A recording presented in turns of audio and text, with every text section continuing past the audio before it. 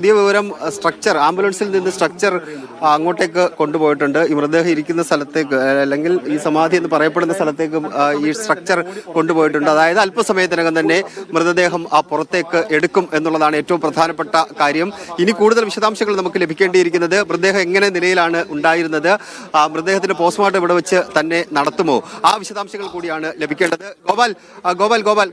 ഗോപാൽ ഈ സ്ട്രക്ചർ അങ്ങോട്ട് കൊണ്ടുപോയല്ലേ, അതായത് മൃതദേഹം കണ്ടെത്തി കഴിഞ്ഞു, പെട്ടെന്ന് തന്നെ നമുക്ക് പുറത്തേക്ക് മൃതദേഹം എടുക്കാൻ കഴിയും, പോസ്റ്റ്മോർട്ടം ഒരുപക്ഷെ മെഡിക്കൽ കോളേജിൽ വെച്ചായിരിക്കുമെന്ന് നമുക്ക് അനുമാനിക്കാൻ കഴിയും.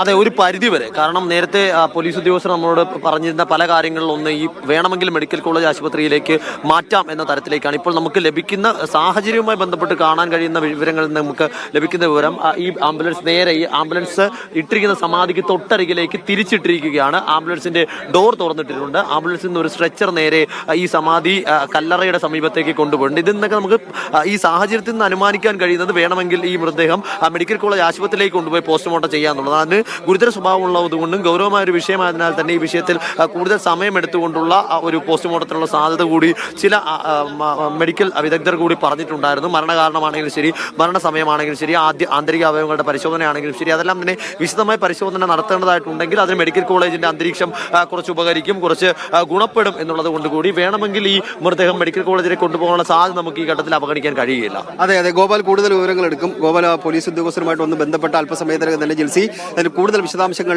ലഭ്യമാക്കാൻ കഴിയും. എന്തായാലും ആംബുലൻസിൽ നിന്ന് സ്ട്രക്ചർ എടുത്ത് ഈ സമാധി എന്ന് പറയപ്പെടുന്ന സ്ഥലത്തേക്ക് കൊണ്ടുപോയിട്ടുണ്ട്. അതായത് മൃതദേഹം കണ്ടെത്തിയിരിക്കുന്നു. നമുക്ക് ലഭിച്ച വിവരമനുസരിച്ചാണെങ്കിൽ അത് ഇരുത്തിയ നിലയിലായിരുന്നു മൃതദേഹം ഉണ്ടായിരുന്നത്. അല്പസമയത്തിനകം തന്നെ മൃതദേഹം പുറത്തേക്കെടുത്ത് അത് ആംബുലൻസിലേക്ക് കയറ്റും. ആംബുലൻസിലേക്ക് കയറ്റുകയാണ് സ്ട്രക്ചർ കൊണ്ടുപോയ പശ്ചാത്തലത്തിൽ ഗോപാൽ ഇപ്പോൾ സൂചിപ്പിച്ച പോലെ തന്നെ ആ മൃതദേഹം പോസ്റ്റ്മോർട്ടത്തിന് വേണ്ടി മെഡിക്കൽ കോളേജിലേക്ക് കൊണ്ടുപോകാനുള്ള നീക്കം പോലീസിന്റെ ഭാഗത്ത് നിന്ന് ഉണ്ടാകുന്നു. മൃതദേഹം 7 ദിവസം കഴിഞ്ഞു എന്ന് വിലയിരുത്തപ്പെടുന്നുണ്ട്. അങ്ങനെയെങ്കിൽ അതിന്റെ അവസ്ഥ എന്താണ്? മൃതദേഹം 7 ദിവസം കഴിയുമ്പോൾ സ്വാഭാവികമായിട്ട് അതുമൂലം ഉണ്ടാകുന്ന ചില പ്രശ്നങ്ങൾ ഉണ്ടാകും മൃതദേഹത്തിന്. അങ്ങനെയെങ്കിൽ ഈ പരിമിതമായ സംവിധാനങ്ങൾക്ക് അപ്പുറത്തേക്ക് മെഡിക്കൽ കോളേജിൽ കൊണ്ടുപോയാൽ കൂടുതൽ സംവിധാനങ്ങളിൽ പോസ്റ്റ്മോർട്ടം ചെയ്യാൻ കഴിയും. പോസ്റ്റ്മോർട്ടമാണ് ഇതിനകത്ത് ഏറ്റവും നിർണായകമായിട്ട് വരിക. മരണകാരണം എന്ത്, എങ്ങനെയാണ് മരിച്ചത്, ശ്വാസം മുട്ടിയാണോ മരിച്ചത്, അതോ മരിച്ചതിന് ശേഷമാണോ അവിടെ അദ്ദേഹത്തെ സമാധി എന്ന് പറയപ്പെടുന്ന സംവിധാനത്തിൽ അദ്ദേഹത്തെ ഇരുത്തിയത്? ഈ ചോദ്യങ്ങൾക്കുള്ള ഉത്തരം അത് കഴിഞ്ഞ 3-4 ദിവസമായി കേരളം ഉടനീളം ചോദിക്കുന്ന ചോദ്യമാണ്. ആ ചോദ്യത്തിൽ നിന്ന് മറികടക്കാൻ വേണ്ടിയുള്ള പല നീക്കങ്ങൾ അദ്ദേഹത്തിന്റെ 2 മക്കളും ഭാര്യയും നടത്തുന്നത് കേരളത്തിന്റെ പൊതുസമൂഹം കണ്ടതാണ്, കേരളത്തിന്റെ പൊതുസമൂഹം കേട്ടതാണ്. പക്ഷേ അത് നാട്ടുകാർക്കോ സാമാന്യ ബോധമുള്ള ആൾക്കാർക്കോ ദഹിക്കുന്ന രീതിയിൽ ആയിരുന്നില്ല. കാരണം നമ്മൾ ഈ സമാധി എന്ന് പറയുന്ന വാചകം നമ്മൾ നേരത്തെ കേട്ടിട്ടുണ്ട്. അത് എങ്ങനെയാണ് സംഭവിക്കുന്നത് നമ്മൾ കേട്ടിട്ടുണ്ട്. ഇത് പെട്ടെന്നൊരു സുപ്രഭാതത്തിൽ ഏതാണ്ട് ഒരു 4 വർഷം മുമ്പ് ചുമട്ടുതൊഴിലാളിയായിരുന്ന ആൾ 4 വർഷം മുമ്പ് വയ്യാതെ ആവുന്നു, അദ്ദേഹം കിടപ്പിലാവുന്നു. കഴിഞ്ഞ കുറേ നാളുകളായി കിടപ്പിലായെന്ന് നാട്ടുകാർ തന്നെ പറയുന്നു, നമ്മൾ പറയുന്നതല്ല, നാട്ടുകാർ തന്നെ പറയുന്നു. അദ്ദേഹമാണ് നടന്നു വന്ന് അവിടെ ഇരുന്ന് സമാധിയായി എന്ന് ഈ 2 മക്കളും ഭാര്യയും പറഞ്ഞത്. അങ്ങനെയെങ്കിൽ അതിനകത്തൊരു അസ്വാഭാവികത മണത്തെടുക്കാൻ കഴിയും, അല്ലെങ്കിൽ കേൾക്കുന്ന ആൾക്കാർക്ക് പെട്ടെന്നത് ദഹിച്ച് ഇറങ്ങുന്നതല്ല.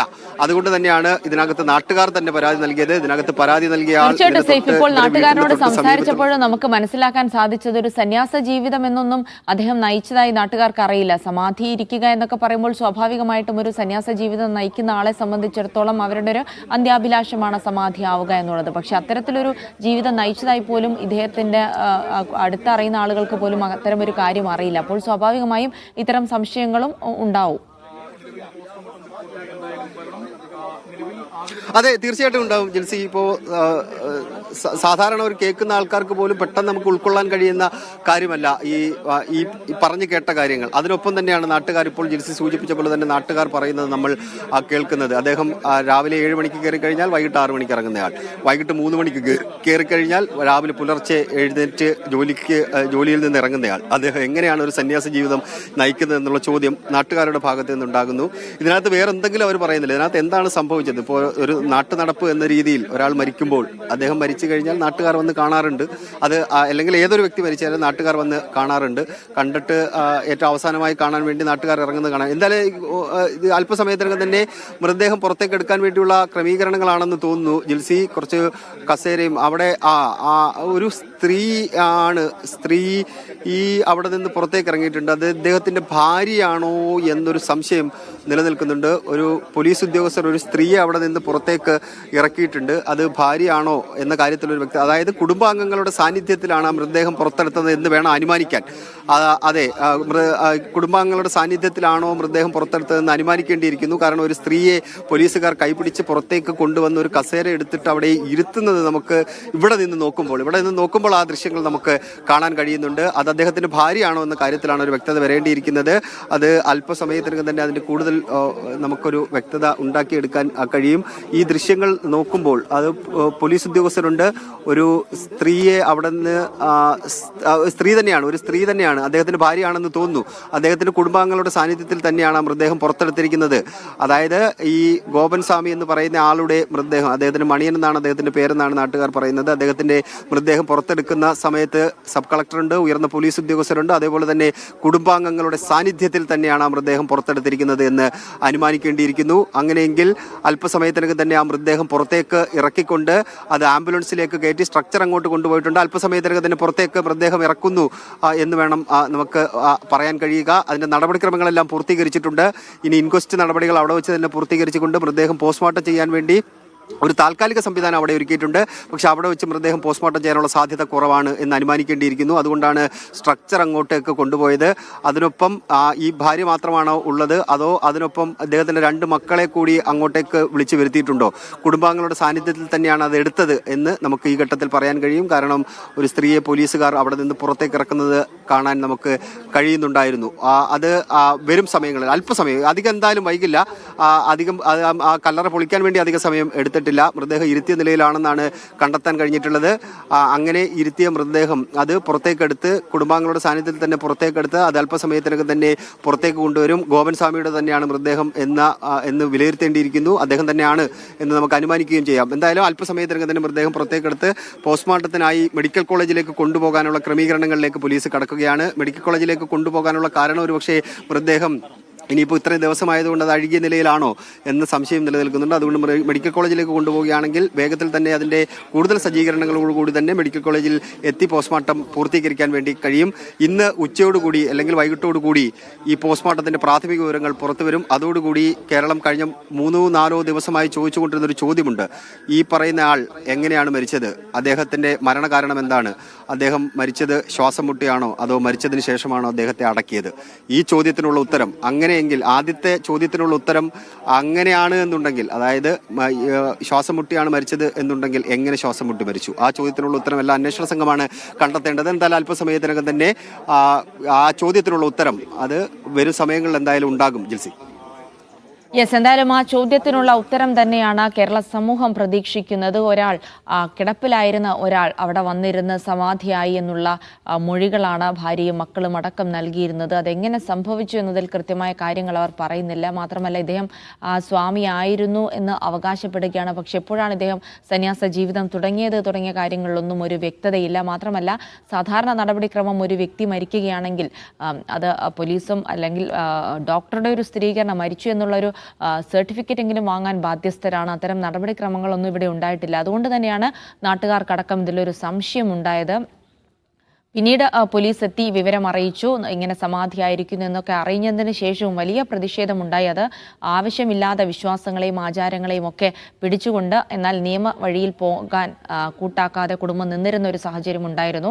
RDOയുടെ ചുമതലയുള്ള സബ് കളക്ടർ അടക്കം വന്ന് കുടുംബാംഗങ്ങളുമായി ചർച്ച നടത്തി. അന്ന് പൊളിക്കാൻ ഉദ്ദേശിച്ചതാണെങ്കിൽ പോലും അന്ന് കുടുംബങ്ങളുടെ പ്രതിഷേധത്തെ തുടർന്ന് പിന്നീട് അത് മാറ്റിവെക്കുകയും എന്നാൽ നിയമത്തിന്റെ വഴിക്ക് തന്നെ നീങ്ങുകയും വിശ്വാസങ്ങൾക്കും ആചാരങ്ങൾക്കും ഒക്കെ മേലെയാണ് നിയമം എന്നുള്ളത് തന്നെയാണ് സത്യം. അത് തന്നെയാണ് അവിടെ നടന്നിരിക്കുന്നതും. എന്തായാലും ഗോപൻ സ്വാമിക്ക് എന്ത് സംഭവിച്ചു എന്ന് അറിയേണ്ടതുണ്ട്. അദ്ദേഹത്തിന് ഇവർ പറഞ്ഞതുപോലെ ഈ വയ്യാതെ കിടന്നിരുന്ന ഒരാൾ എങ്ങനെ അവിടെ വന്ന് സമാധിയിരുന്നു തുടങ്ങിയ കാര്യങ്ങളിലൊക്കെ ഒരു വ്യക്തത വരുത്തേണ്ടതുണ്ട്.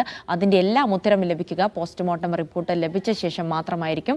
ശ്വാസം മുട്ടിയുള്ള മരണമാണ് എന്നാണ് പോസ്റ്റ്മോർട്ടത്തിൽ കണ്ടെത്തുന്നതെങ്കിൽ കുടുംബാംഗങ്ങളടക്കം ഇതിന് മറുപടി പറയേണ്ട ഒരു സാഹചര്യം കൂടി ഉണ്ടാകും. എന്തായാലും പോസ്റ്റ്മോർട്ടം എന്ന് പറയുന്നത് അതീവ നിർണായകമാണ്. നേരത്തെ ഇവിടെ തന്നെ പോസ്റ്റ്മോർട്ടം നടത്താനായിരുന്നു ആലോചിച്ചിരുന്നതെങ്കിൽ എങ്കിൽ പോലും കൂടുതൽ ഒരുപക്ഷെ ഒരു പൊതുജനം ശ്രദ്ധിക്കുന്ന കേസ് ആയതുകൊണ്ട് തന്നെ കൂടുതൽ പരിശോധനകളിലേക്ക് പോസ്റ്റ്മോർട്ടം കുറച്ചുകൂടെ വിപുലമായ സൗകര്യങ്ങളിലേക്ക് മാറ്റണം എന്നുള്ള ഒരു ആവശ്യം മുൻനിർത്തിക്കൊണ്ടായിരിക്കണം ഒരുപക്ഷെ ഈ പോസ്റ്റ്മോർട്ടം മെഡിക്കൽ കോളേജിലേക്ക് മാറ്റാനുള്ള ഒരു തീരുമാനം എടുത്തിട്ടുണ്ട് എന്നാണ് ഇപ്പോൾ മനസ്സിലാക്കാൻ കഴിയുന്നത്. കാരണം സ്ട്രെച്ചർ അടക്കം പുറത്തു കൊണ്ടുവന്നിട്ടുണ്ട്. ഇനിയിപ്പോൾ സ്ട്രെച്ചർ എടുത്തുകൊണ്ട് മറ്റ് നടക്കുന്ന പോസ്റ്റ്മോർട്ടം മുറിയിലേക്ക് കൊണ്ടുപോകാൻ ഇപ്പോൾ സജ്ജീകരിച്ചിരിക്കുന്ന പോസ്റ്റ്മോർട്ടം സ്ഥലത്തേക്ക് കൊണ്ടുപോകാനുള്ള നീക്കമാണോ എന്നതിലും ഒരു വ്യക്തതയില്ല. പക്ഷേ ആംബുലൻസ് അടക്കം വന്ന സ്ഥിതിക്ക് ഒരുപക്ഷെ മെഡിക്കൽ കോളേജിലേക്ക് തന്നെയായിരിക്കും ഈ മൃതദേഹം കൊണ്ടുപോവുക എന്നുള്ള വിവരങ്ങൾ കൂടിയാണ് ലഭിക്കുന്നത്. അതെന്തായാലും അല്പസമയത്തിനകം തന്നെ ഒരു തീരുമാനമാകും. അവിടെ നിന്നുള്ള തത്സമയ ദൃശ്യങ്ങളാണ് കാണുന്നത്. മാധ്യമങ്ങൾക്കടക്കം നിയന്ത്രണം ഉള്ളത് കൊണ്ട് തന്നെ ആ സ്ഥലം ഇങ്ങനെ ഷീറ്റ് കൊണ്ട് കെട്ടിമറച്ചിരിക്കുന്നത് കൊണ്ട് തന്നെ അങ്ങോട്ട് പോകാൻ നിയന്ത്രണമുണ്ട്. പോലീസുകാരിൽ നിന്നാണ് നമുക്ക് ആദ്യഘട്ട വിവരങ്ങൾ ലഭിച്ചത്. അതായത് വളരെ പെട്ടെന്ന് തന്നെ ഈ കല്ലറ വലിയ ഒരു 2 സ്ലാബ് മാത്രമായതുകൊണ്ട് വളരെ പെട്ടെന്ന് അത് പൊളിക്കാൻ കഴിഞ്ഞു. അതുകൊണ്ട് തന്നെ ഗോപൻ സ്വാമി അതിനകത്തുണ്ട്. ഗോപൻ സ്വാമി എന്ന് തന്നെയാണ് ഇപ്പോഴും വിശ്വസിക്കുന്നത്. ഒരാൾ അതിനകത്തുണ്ട്. അത് ഇരിക്കുന്ന നിലയിലായിരുന്നു എന്ന് കൂടെ കണ്ടെത്തിയിരിക്കുന്നു. അപ്പോൾ ഇനി മറ്റ് ചോദ്യങ്ങൾക്കുള്ള ഉത്തരമാണ് കേരളം തേടിക്കൊണ്ടിരിക്കുന്നത്. എന്തായാലും വിശ്വാസങ്ങൾക്കും ആചാരങ്ങൾക്കും ഒക്കെ അപ്പുറത്താണ്. അത് നിയമത്തിന്റെ വഴിക്ക് തന്നെ നീങ്ങുമെന്നുള്ള കൃത്യമായ സന്ദേശം കൂടിയാണ് ഇവിടെ നൽകുന്നത്. ഇനി പോസ്റ്റ്മോർട്ടം നടപടിക്രമങ്ങളിലേക്ക് കടക്കേണ്ടതുണ്ട്. അപ്പോൾ മാത്രമാണ് കൃത്യമായ ഒരു മരണകാരണം എന്താണ് എന്ന് അറിയാൻ കഴിയുകയുള്ളൂ.